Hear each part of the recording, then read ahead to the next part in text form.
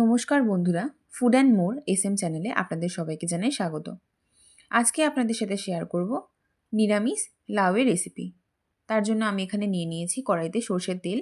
তেল ভালো করে গরম হলে তাতে ফোড়নে দিয়ে দিলাম গোটা গরম মশলা, একটা শুকনো লঙ্কা আর হাফ চামচ মতো গোটা জিরে।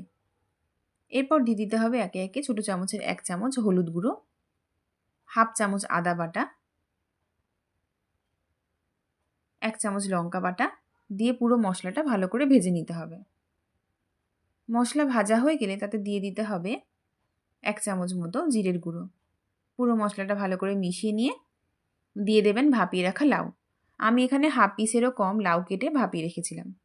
এরপর দিয়ে দেবেন স্বাদ মতো লবণ আর দেবেন বড়া।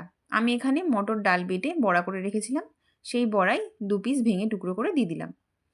আপনারা চাইলে মটর ডালের বড়ার পরিবর্তে বাজার থেকে কেনা বড়িও ব্যবহার করতে পারেন। সেক্ষেত্রে আগে থেকে বড়িগুলোকে ভেজে রাখবেন।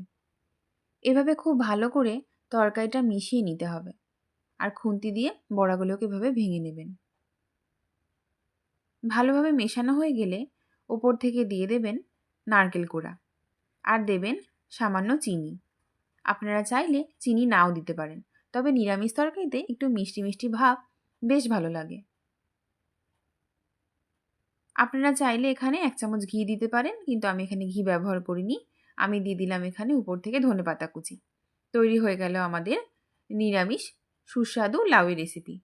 আপনাদের ভিডিওটি কেমন লাগলো অবশ্যই জানাবেন।